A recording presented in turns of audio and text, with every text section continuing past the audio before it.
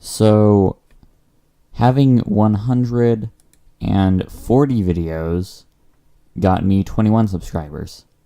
But quitting YouTube and deleting all but my 10 best videos somehow gets me another, 9 subscribers. Tell me how that makes logical sense. Can't speak. Oh, and this is a quick note that I recorded after recording this.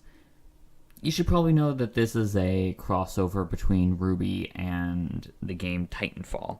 So you should probably know what both those things are before you read this or listen to it. If you're a RWBY fan, you're gonna just... It'll all make sense in the next chapter. This is mostly going to focus around RWBY, even though the first chapter is mostly Titanfall, but everything after that is way RWBY and centered in the RWBY universe. And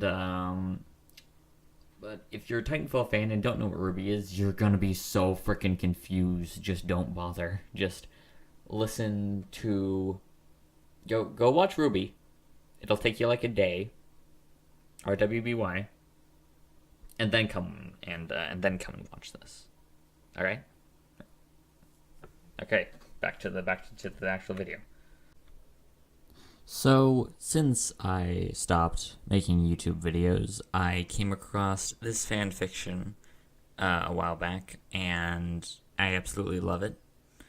And so I decided that since I'm no longer writing fan fiction, I decided to write an actual novel. And I can't write fan fiction anyways, because 1, my fan fiction sucks so bad. And 2, I can't write a fan fiction and record it at the same time. It's too much, it takes up too much time, and I have other stuff that I have to do. So, I asked Mr. Not Beast, or I hope that's how you say it, if I can read his fan fiction on my channel instead. And he agreed to it, so thank you. I've always wanted to make a dramatic comeback, so here we go. Random GMV 3, 2, 1, go. How it feels to be forgotten, but you'll never forget me now. I'm back from the dead tonight. To the floor, hit the red line. Flying high at the speed of light. For the love, for the life, for the fight. 'Cause I'm back from the dead tonight. So, you might notice a few similarities between the main character in this and Stone from Hawk and Stone. For anyone new, that was the fan fiction that I used to have on my channel, but I took down because it was utter trash. And between Demon and Stone, which are complete coincidences. No one copied anyone. It wasn't. Yeah. So, anyways, let's get on with it. Probably gonna have to edit a lot of my reading because I suck at narrating out loud. Over the past year, the frontier has become a battleground for 2 great factions of war. The IMC, who sought only to expand their empire and mining industry, accepting no resistance, and the militia, a group of rebels who would now accept the iron grip of the IMC and would kill to escape them. The IMC forces on the frontier had been cut off from the homeworlds, something the militia took advantage of. The militia were low on munitions, and they barely had enough fuel to keep their ships in the air. The fight on the ground was now focused on key tactical point on the planet Ralia, the mining fields near the northern pole. They were being defended by a cadre of IMC Spectres and heavy turrets. But that did not stop the militia from trying to refuel. The current militia fleet stationed over the planet consisted of 1 battle group and 10 lower-class assault vessels carrying militia troops. One in particular was tasked with the takeover of the fuel lines, the Silent Prayer. The ship was not an ordinary run-of-the-mill transporter. This was captained by Demon. Demon was the militia's #1 pilot. Although only being on duty as a pilot for less than a year, he had racked up more rep than even the most seasoned veterans. Much to the chagrin of the higher-ups, he was promoted several times and was commissioned his own private ship. He was revered for valuing the lives of grunts and would often go out of his way to minimize casualties, prolonging the mission much longer than the battle plans had them set for. He was a master strategist, scoring a 137 on his IQ test, and would spearhead attacks against IMC bases. He always wore his helmet, never taking it off unless he was 100% certain no one was watching. He had even installed a special mechanism so he could take off the lower piece, allowing him to eat without revealing anything above his mouth. The only people who had ever seen it were dead, even his own commander. Now, however, he was listening to the orders of General Icarus, the helmsman of the idle battleship above the planet. The Descendant Hammer. Not even he had seen the face of the legendary demon. 5 minutes to drop, ladies. Gear up and get ready, came the voice over the loudspeaker. Oh, come on, thought Demon as he looked up from welding armor plates onto his Titan. Demon was sitting in the armory of the Silent Prayer, overseeing the repairs from his last battle, dressed in his combat attire, a stolen IMC rifleman armor set, painted with the militia colors. He was currently finishing his upgrades on his personal Titan, an Atlas-class frame, covered in a much thicker armor plating than normal. 4 massive cluster rocket launchers mounted on its shoulders, and an accelerated chain gun was mounted idly on a stand. He had built his Titan from scrap metal he had found after battles, and was quite proud of it, as it often proved much stronger than the factory-built Titans of other pilots. But if it was destroyed, it would not be rebuilt. However, that was not going to happen. He attached every available upgrade onto the damn thing to make sure he would live through his battles. Electric smoke grenade launchers, vortex shields on both arms, 3 separate nuclear generators, upgraded arm gyros, and even a new experimental auto armor repair drones. His favorite part was the moniker he had earned, Demon. It was painted on the side of its arms and back. The paint job was black and red, and it even had 2 devil horns painted just above the optics. He had more personalized Titans available for use, but he found this one always got the job done. He turned off his blowtorch, placed it on a nearby rack, and headed over to his weapons locker. His personal LMG jackhammer sat propped up against the wall, a Spitfire LMG with no scope, but was loaded with his personal gas-jacketed rounds that costed more than his Titan. Considering if he managed to get under the shield of an enemy mech, it would tear the wires and mechanics to shreds in seconds. It was painted a dull black and red like his Titan, as were his other weapons. Gearing up, he clipped on his upgraded jump kit, armed his wingman pistol, and quick-fire sidewinder, slipping them into their holsters on his thigh and back, respectively, entered his Titan and lumbered off to the deployment bay. I can't speak.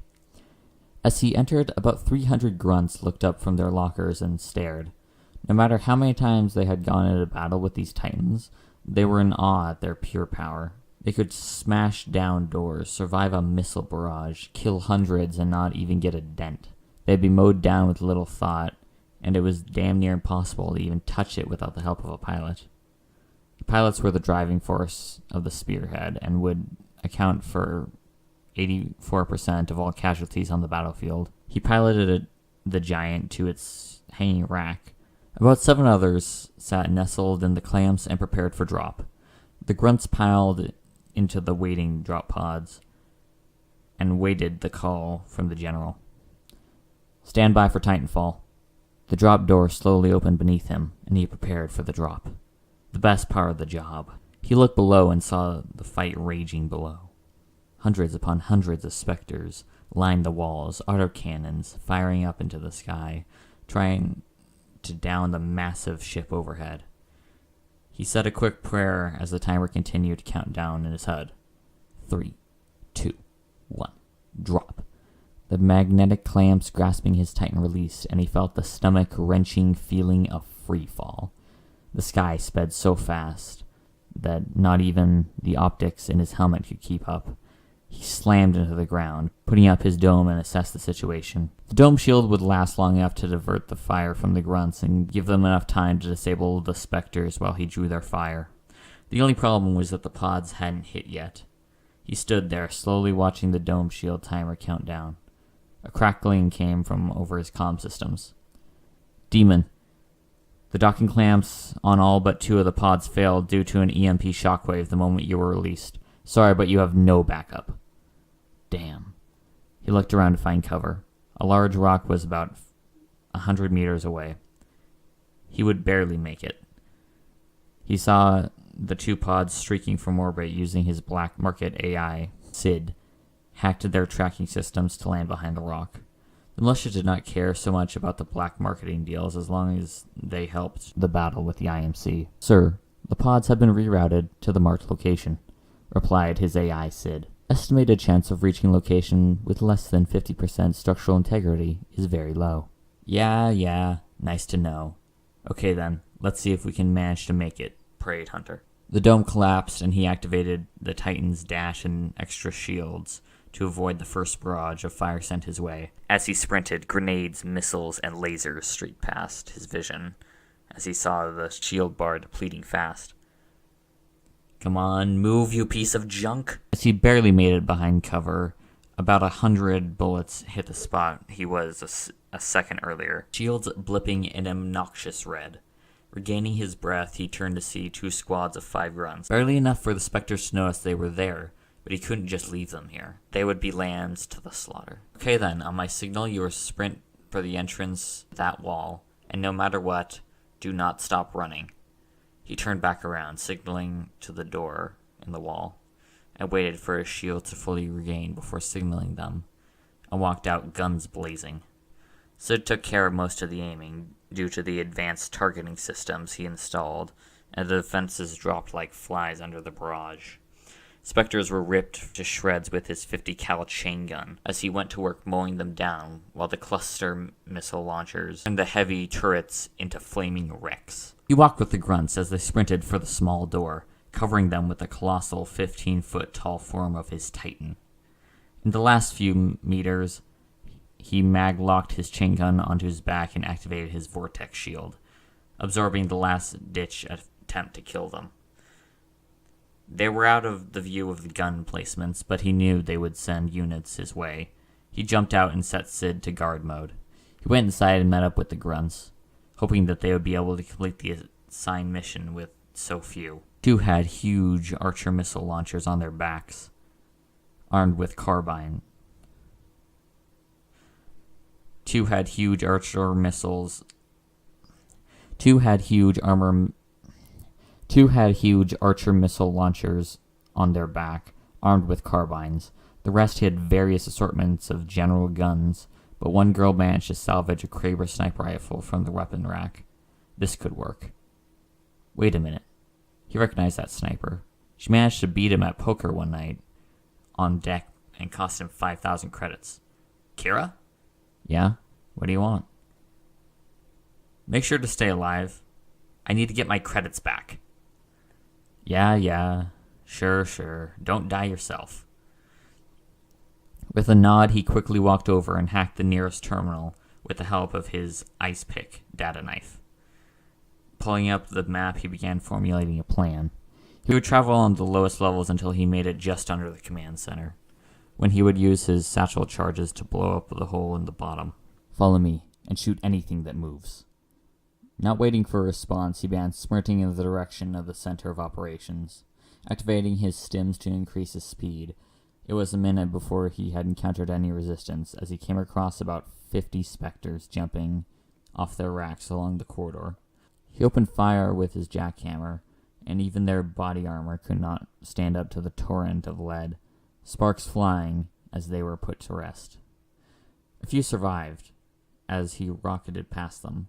Utilizing his parkour kit to jump through the hallways toward the command center, the militia grunts slowly made their way behind, following the wake of chaos he left. Only ever having a few Spectres to put down, they were in awe at the size of the destruction a single pilot could do. Just as the effects on his stim ran out, his HUD blipped, indicating he had now reached his target. He was directly below the command terminal. Rosaline had been working for the IMC for less than 3 months now. She had about a week of basic training as a grunt, then they sent her off to an outpost. She sat in the control room of a random outpost she had been assigned to as a revenge thing by her general for her supposedly back-talking, as it was literally in the middle of nowhere. For the first few weeks, she enjoyed the peace and quiet, but she had sifted through the outpost data, not really caring, and found they had over 1,000 Spectres stationed at this outpost. She had never seen so many in one place. Her commander had issued her an order to input code Alpha 217 when the base was under attack, not giving any further instructions. But now guessed that she was a lot better defended than she thought. It was a particularly dreary day for her, as it was getting boring, and she wasn't even a quarter of the way through her set time frame for posting.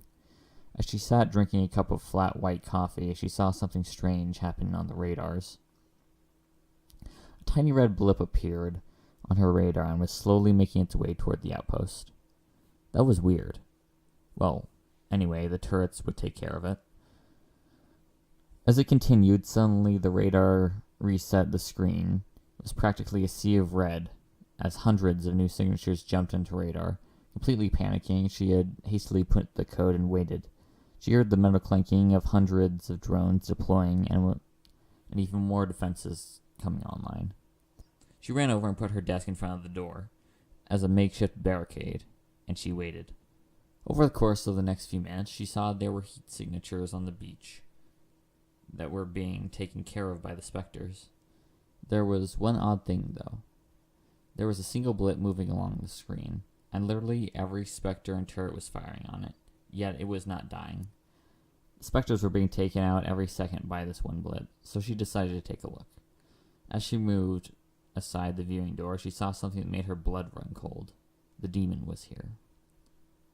He stood underneath the door, his HUD indicating a structural weakness in the floor. He threw a satchel charge up, and it promptly detonated, sending chunks of concrete everywhere. He used his jump kit to jet into the room and surveyed it with his pistol drawn, jackhammer slung on his back. The room was dark, with little light provided from the computer screens, activating his helmet's built-in red light torch. As he walked into the room, he was just through the door when he was stopped by a pop-up message on his HUD. Secure link requested. General Icarus. Yes, General. What is it? Don't worry about formalities, Demon. This comms is off-channel. Which brings me to my next point. In the next 3 minutes, after our ships refuel, we will be firing upon your position to destroy those oil fields that the IMC controls. What? Well, I would have done it earlier, but having the chance to take you out was just too big an opportunity to miss. You traitorous son of a... No, it's you who is the traitor. You are not fit to call yourself a malicious soldier. You don't even care about the objective and jeopardizing the mission every time you're put on the ground. See you in hell, Demon. Why, you connection terminated. Hundreds of thoughts were whirled around in his mind, but only one thought rose above the rest. Gotta get out of here. He casually strode over to the command console and quickly hacked into it with his data knife, breaking all their advanced firewalls. He was about to bring up his armory manifest when he heard something he didn't like the sound of. He felt the gun barrel being pressed to the side of his helmet and heard the familiar clicking sound of a pistol chambering around. Don't move, came a feminine voice from behind him. He decided that dying now wouldn't really solve any problems. So, I'm not moving. What that earpiece said back there, is it true? Yeah, about that. He looked down at the clock in his HUD. 2 minutes and 43 seconds, we are going to be blown to Kingdom Come. He felt the gun get released from his head. Well then, might as well get out of here. He turned around to his potential savior and saw a blonde-haired girl staring at him, gun lowered to her side.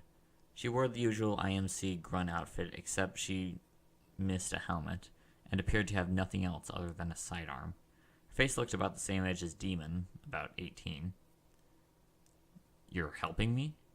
Yes, leaving someone behind is just cruel. And we're both in the same situation. Stop gagging. Is anyone else with you? I have a squad. As he looked at his minimap, he only saw one friendly blip other than Sid. Well, used to. Only one left.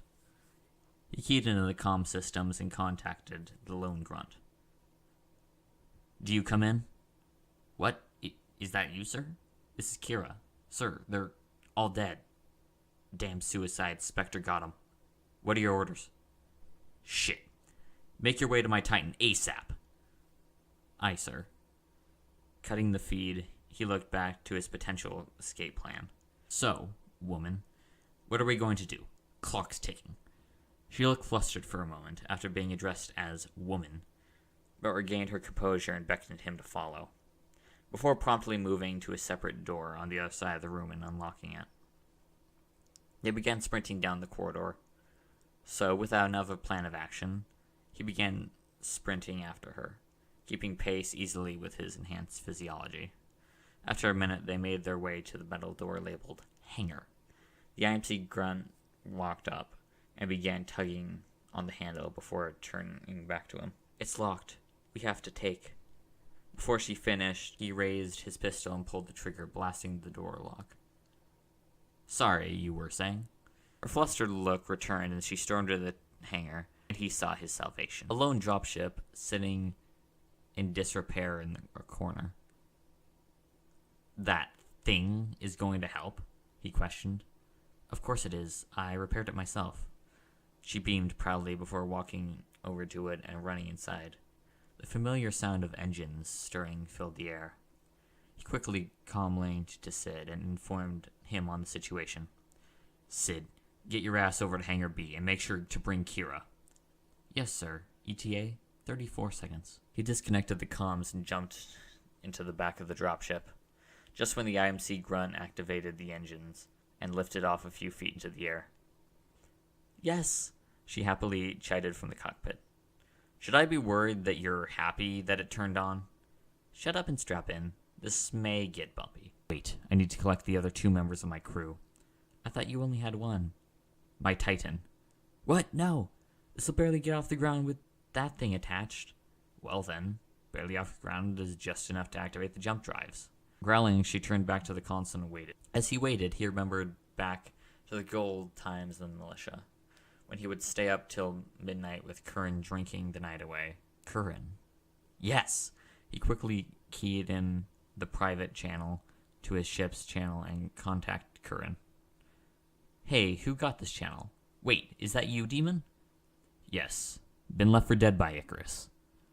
Well, sorry for you. You know I can't do anything. I just manage the systems. Exactly. I want you to jettison pod AC-243 and warp it to the coordinates that the IMC dropship heads to. Then delete all logs of the warp. Okay. You do know that pod is empty. Yeah, I know, he said, as a grin found its way onto his face. Okay. I guess I'll see you later. Vox Humana. Stay human, Curran. With that, he ended the comms and saw Sid bust through the hangar door holding the grunt in his hands, gun mag-locked to his back. Sir, we're here. Anomaly detected. IMC dropship powering up. Neutralization in progress. No, don't fire, sir.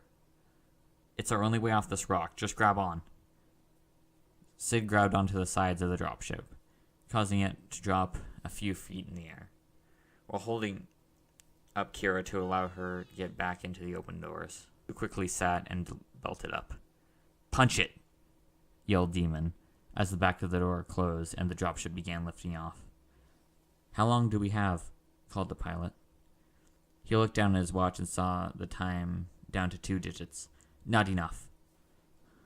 What's happening? Questioned Kira. Demon looked back to address her. Well, short version, we're going to be a crater in the ground in compliments of General Icarus. Damn, I know you two hated each other, but seriously? Well, enough chat back there. We're warping soon. Sid appeared on the top right of his HUD, tapped into his comms. Sir, I am detecting a large amount of plasma charge radiation from the fleet battleship directly at our location. Should I activate Protocol 4514? Well, better safe than sorry. At those words, Sid hacked into the audio systems of the dropship and began playing Demon's favorite song, Time to Die. He casually unstrapped his harness and reached into his backpack, pulled out a small canister followed by a shot glass. Kira looked completely vexed by his actions, while the IMC grunt still focused on the controls. What the hell are you doing? Well, I always told myself I would die to this song, while drinking champagne. Want some? He replied while pouring his drink and offering the canister to her. Well, it's better than sitting here. She reached and chugged the rest of the drink, and smiled as the taste set in.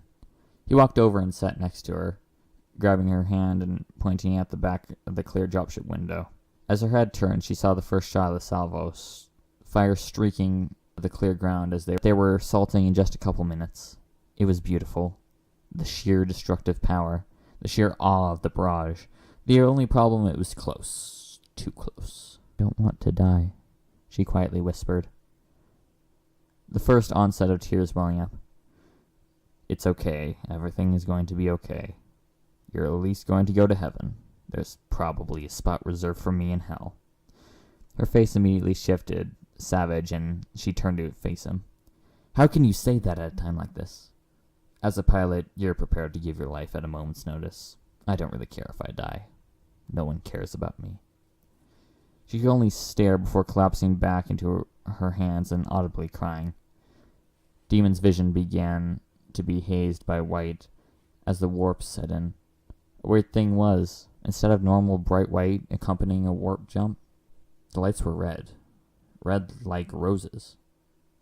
As the orbital barrage began lighting up, no one saw the pod jettison from the silent prayer. It was nothing special, just an empty pod roughly large enough to hold 5 Titans, and it warped away, programmed to follow the dropship to wherever it was going to end up. Let me and Not Beast know what you thought of it. I will be doing more in the future, and I hope you have a fantastic day. If you want to do any fan art, please do, because I need a thumbnail. Bye.